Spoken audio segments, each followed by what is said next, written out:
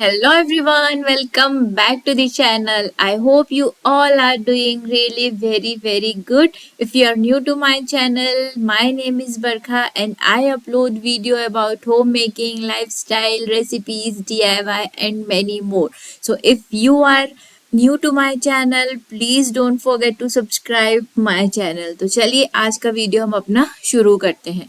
आज इस topic video में मैं आपसे बात करने वाली हूँ मेरे लिए जो सबसे दो इम्पॉर्टेंट काम होते हैं ना, जो वीक में सिर्फ एक बार आते हैं, तो उन कामों को मैं, और वो दोनों काम जो है वो टाइम टेकिंग होते हैं, तो मैं उनको किस तरीके से मैनेज करती हूँ। तो आप देख ही सकते हैं मेरे लिए एक मेरा जो सबसे इम्पॉर्टेंट काम है वो है कपड़ों को आयरन करना। तो वीक में मैं एक बार ही कपड़ों को आयरन करती हूँ और लगभग 15 से 20 कपड़े मेरे वीक में हो जाते हैं प्रेस करने के लिए। तो यहाँ पर एक के बाद जिसमें हस्बैंड के ऑफिस की जो शर्ट होती है, मेरे कपड़े होते हैं रोज के, वो सारे कपड़े मैं जो है आयरन करके रखती हूँ। मुझे हर एक कपड़े को आयरन करने की ना एक थोड़ी गंदी सी आदत है, तो उसके लिए मैं ज़्यादातर कोशिश करती हूँ कि मैं वीकडेज में ही कपड़े ना आयरन कर लूँ। तो आज फ्राइडे का दिन है और मैं फ्राइडे को ही कपड़े आयरन करती हूँ, क्योंकि वीकेंड में ये पॉसिबल नहीं हो पाता, क्योंकि वीकेंड में जो टाइम होता है ना वो थोड़ा ऊपर नीचे हो जाता है लंच और ब्रेकफास्ट का, और वीकडेज में जो लंच और ब्रेकफास्ट का काम है वो अपने टाइम पे बहुत अच्छे से आराम से हो जाता है। तो यहाँ मैं सबसे पहले कपड़े आयरन करूंगी। अच्छा, पहले मैं कपड़े आयरनिंग के लिए ना दे देती थी, लेकिन यहाँ पे इतनी ज़्यादा परेशानी है कि मैं भैया को कॉल करती हूँ 8 से 10 बार, जब जाके वो आ जाऊंगा कल आऊंगा करके वो एक वीक तक ना टालते रहते हैं। तो फिर वो सुबह सुबह ऑफिस के लिए कपड़े प्रेस करना, 7:30 तक ब्रेकफास्ट और लंच प्रिपेयर करना, ये नहीं हो पाता है। तो इसीलिए फिर मैंने अपने शेड्यूल को थोड़ा सा बदला। तो अब मैंने डिसाइड किया है कि मैं वीकडेज में ही कपड़े जो है वो आयरन कर लेती हूँ। तो अगर आप भी ऐसी कोई परेशानी से जूझ रहे हैं ना, तो आपको बस थोड़ा सा टाइम मैनेज करने की ज़रूरत है और आप बहुत आराम से कपड़े ना यहाँ पे प्रेस कर सकते हैं। और आपको मतलब कपड़े हमेशा आपके रेडी ही मिलेंगे, बस एक दिन आपको टाइम निकालना है। अगर आपको फ्राइडे में कहीं जाना है तो उसके एक दिन पहले या फिर एक दिन बाद में आप अपना टाइम पहले से ही डिसाइड करके रख लीजिए, तो कपड़े बहुत आराम से आपके जो है वो प्रेस हो जाएंगे। तो फिलहाल तो मैं अपने इस कपड़ों के रूटीन से बहुत ज़्यादा खुश हूँ, क्योंकि अभी तक मुझे सुबह बहुत मारा मारी इसके लिए नहीं करनी पड़ती है। तो देखिए, बातें करते करते मेरे सारे कपड़े ना यहाँ पे प्रेस हो गए हैं। और मेरे पास ना ये पैनासोनिक का प्रेस है और I am very happy with this press, because steam iron है। तो पानी इसमें मैंने भरा हुआ था, तो बाद में मैंने इसको खाली कर दिया है और इसकी लीड को अच्छे से मैं लपेट दूंगी। और अभी प्रेस बहुत ज़्यादा गर्म है तो मैं इसको ठंडा करने के लिए रख दूंगी।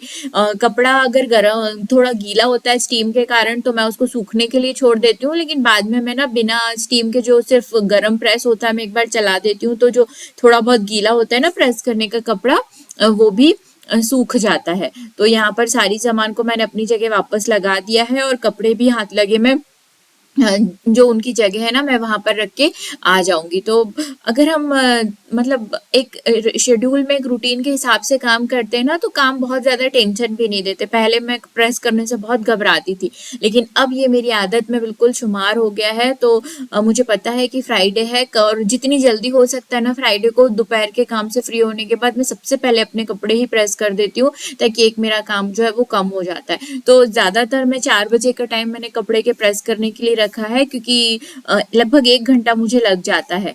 तो अभी यहाँ कपड़े प्रेस हो गए हैं, 5 सवा 5 हो रहे हैं अभी, और मैं अब यहाँ पे थोड़ी देर करूंगी रेस्ट, और रेस्ट करने के लिए मैं पीऊंगी यहाँ चाय। तो चाय मेरी जो है वो बन गई है, क्योंकि इसके बाद मुझे दूसरा अपना एक इम्पॉर्टेंट काम करना है जो आगे मैं आपसे शेयर करूंगी। तो चलिए पहले मैं पी लेती हूँ चाय, और चाय पीते पीते मैं 10-15 मिनट देखूंगी टीवी, और उसके बाद फिर मैं आपसे मिलती हूँ।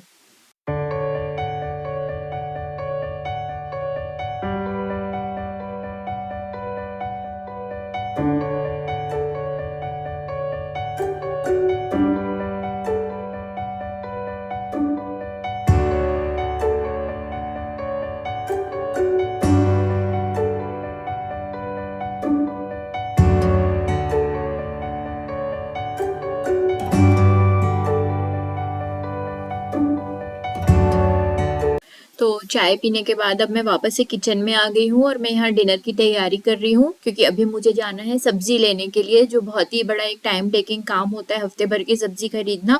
तो मैं डिनर की तैयारी में आज बना रही हूँ, मैं बना रही हूँ फ्राइड दाल फ्राई बना रही हूँ और मैं राइस बनाऊंगी। तो दाल मैंने पहले ही बॉईल करके अभी रख दी है और यहाँ पर दाल को फ्राई करने की मैं तैयारी कर रही हूँ। तो मैंने प्याज, टमाटर, अदरक और गार्लिक और जिंजर के साथ में ही मैं दाल को फ्राई करूंगी। तो एक टमाटर एक्स्ट्रा निकल गया था, कुछ और भी मैं बना सकती थी लेकिन आज बिल्कुल भी सब्जी नहीं थी, सिर्फ प्याज और टमाटर थे, इसीलिए फिर डिसाइड हुआ कि आज दाल फ्राई और राइस बना लेते हैं खाने में। तो देखिए यहाँ पर दाल फ्राई की मैं रेसिपी कई बार में शेयर कर चुकी हूँ, इसलिए मैंने आपके साथ ये रेसिपी शेयर नहीं की है। मैं लिंक दे दूंगी डिस्क्रिप्शन में, अब वहां से जाके दाल फ्राई की रेसिपी जो है वो देख सकते हैं।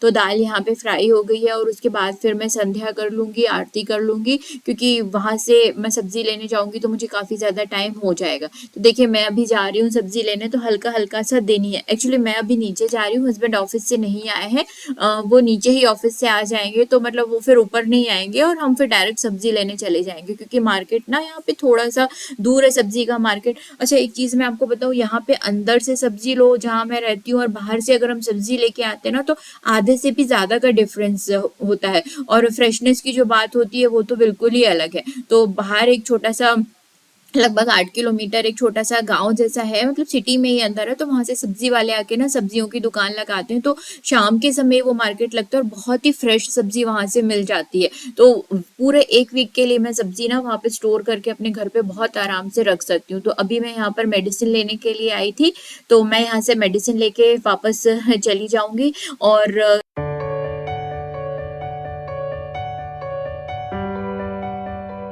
सब्जी भी लेकर मैं ना आ गई हूँ, ये उसके बाद की क्लिपिंग है। तो दाल में यहाँ पे मैं एक और तड़का लगा रही हूँ, ऊपर से घी, राई, जीरा और हींग का।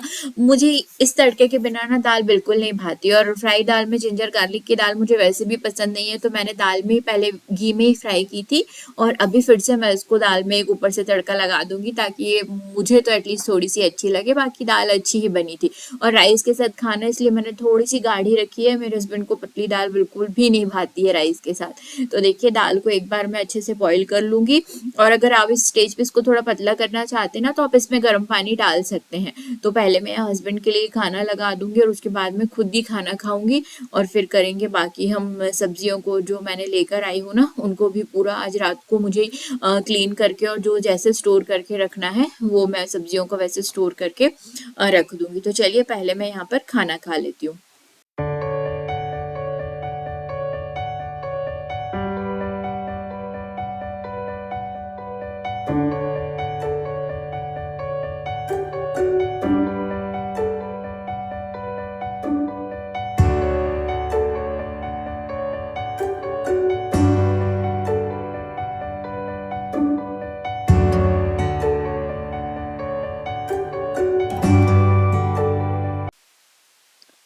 डिनर का काम हो गया है मेरा कंप्लीट, अब आती है सब्जियों की बारी। तो बर्तन जो डिशवॉशर के थे वो डिशवॉशर में चले गए हैं, जो हाथ से क्लीन करने के थे वो हाथ से मैंने क्लीन करके रख दिए हैं। तो अब जो ये देखिए सारी सब्जियां, ये लगभग 8-9 दिन की सब्जियां हैं जो मैं एक बार में ही लेके आती हूँ। तो अभी क्योंकि विंटर्स है तो भाजी के बिना तो सब्जियां कंप्लीट ही नहीं होती, और भाजी जो है वो सबसे ज़्यादा टाइम टेकिंग जो काम होता है ना, उनको साफ करना ही होता है। तो यहाँ पर देखिए मैंने मेथी की भाजी, पालक, हरा धनिया, स्पेशली मुझे इनको ही साफ करके मुझे रखना है। बाकी जो सब्जियां वॉश करने की होती हैं मैं उनको वॉश करके सूखने के लिए छोड़ देती हूँ, और जो सब्जियां वॉश करने की नहीं होती हैं, मतलब जो रात भर में नहीं सूख पाएंगी या जो क्लिंग रैप में रखने की होती है, तो वो मैं उनको क्लिंग रैप में रख दूंगी। तो यहाँ सारी सब्जियां निकाल ली हैं, तो सिंक एकदम क्लीन है। मैंने सिंक को बर्तन के साथ अच्छे से क्लीन किया था, और रोज ही क्लीन करते हैं, तो सब्जियां धोने की जो है वह मैं उसमें डाल के मैं आराम से धो लूंगी।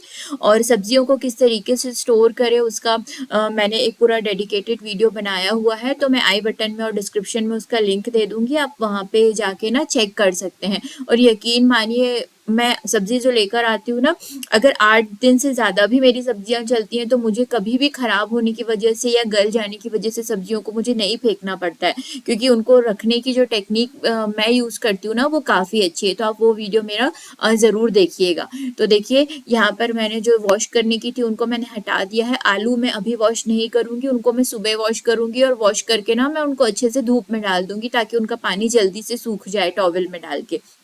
और यहाँ पर ना ये बर्तन जो थे ये एक्स्ट्रा कुछ लग रहे थे, मुझे छन्नी की ज़रूरत थी, तो मैं यहाँ पर छन्नी में हरी मिर्च मैं छन्नी में ही धोकर रखती हूँ ताकि इनका पानी जल्दी से मतलब निकल जाए और मैं इनको स्टोर करके मैं रख सकूँ। अगर रात में कुछ सब्जियाँ मैं रात में स्टोर कर देती हूँ और कुछ सब्जियाँ अगर नहीं मैं स्टोर कर पाती तो मैं उनको सुबह स्टोर करती हूँ। पर मैं कभी भी सब्जियों को लाने के बाद ना ऐसा नहीं, क्योंकि यहाँ ज़्यादातर सब्जी मार्केट है गुजरात में ना, ये शाम में 4 बजे से ही लगते हैं। तो मतलब अगर थोड़ा सा अपने आप को पुश ना किया जाए तो हमेशा आलस आता है कि अरे सब्जी ला दी है, इनको हम छोड़ देते हैं, हम इनको कल सुबह कर लेंगे। तो लीफी वेजिटेबल्स जो होती है ना, अगर आप उनको फ्रेशली अगर जल्दी से आप उनको क्लीन कर लें तो बहुत ईजिली हो जाती है। अगर मैं उसको दूसरे दिन के लिए सुबह छोड़ूंगी ना तो वो फिर अच्छे से ना साफ नहीं होती हैं।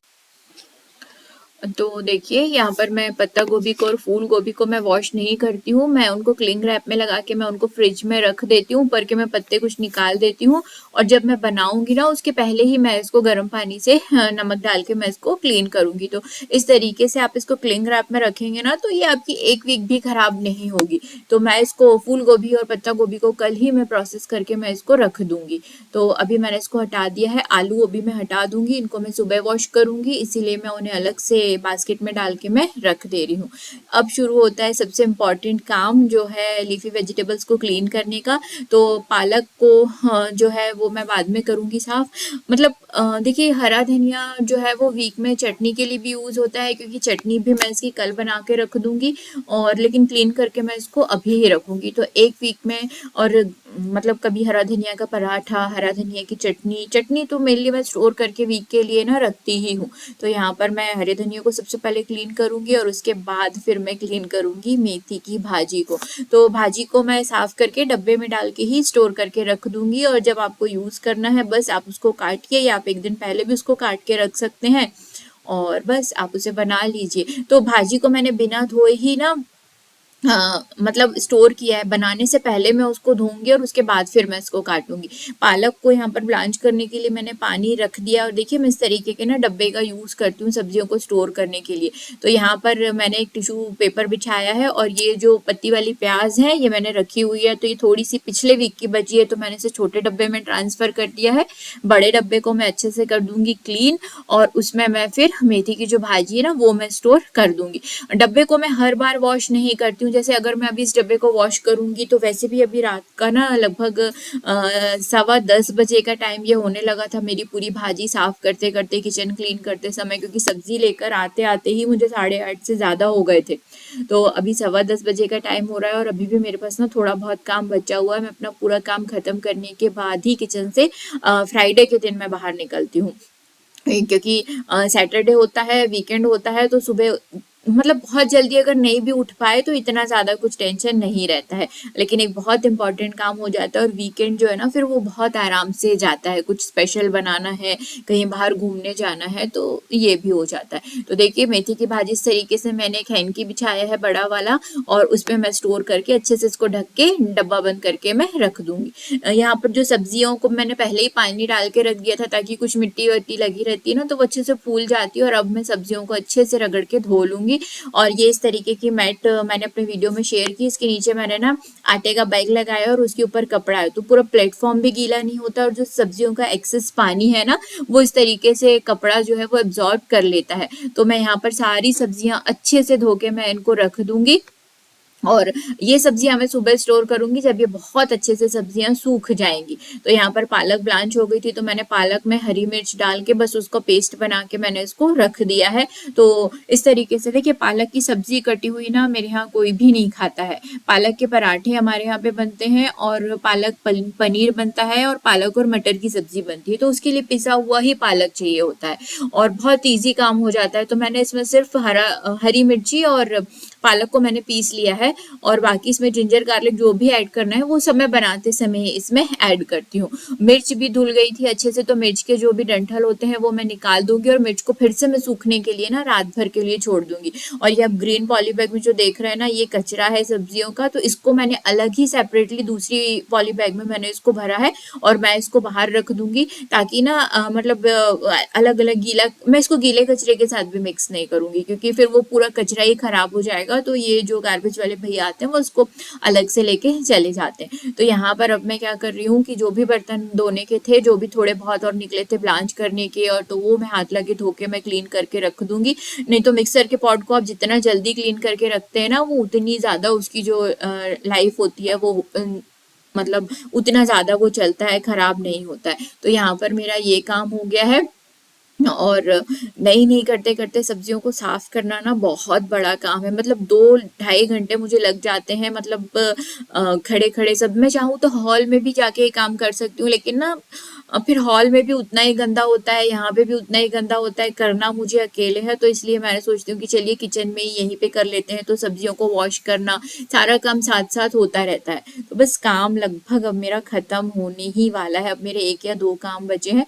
तो बर्तन मेरे ना सारे जो है वो अच्छे से क्लीन हो गए हैं। प्लेटफॉर्म को मैं अच्छे से क्लीन कर दूंगी तो सुबह के लिए मेरे पास कोई भी काम नहीं बचेगा अब तक। तो देखिए उसके बाद कचरा मैं बाहर रख के आ जाऊंगी। और जैसे ज़्यादातर ना दही जमाना मेरे पास एक रोज का ही काम होता है, मतलब रोज मैं रात को दही जमाती हूँ फ्रेश, और फिर सुबह हम उसको जो है वो कंज्यूम कर लेते हैं। तो यहाँ पर मैं आपको बताती हूँ दही जमाने के लिए ना, तो दही ना मैं इसमें सिरेमिक के पॉट में मैं जमाती हूँ। तो मैं क्या करती हूँ कि थोड़ा सा दही मैं रोज ही बचा के रखती हूँ। तो उसके बाद मैंने 1 कप में दूध लिया है, देखिए। तो इससे एक जो पूरा हमारा ये जो सिरेमिक का पॉट है ना ये भर जाता है। दूध एकदम चिल्ड है, फ्रिज का है, तो मैं इसको 20 सेकंड के लिए ना माइक्रोवेव में गर्म करूंगी। ये 20 सेकंड में गर्म नहीं होता, फ्रिज का जो चिल्ड दूध होता है ना वो हल्का सा बिल्कुल दही जमाने के लायक वो हो जाता है। तो ये 20 सेकंड के बाद इस टेक्निक से आप दही जमाएंगे ना तो दही बहुत अच्छा जमता है। और बिल्कुल गैस पे दूध को पहले गर्म करो फिर ठंडा करो, ये सारी चीजें नहीं होती। देखिए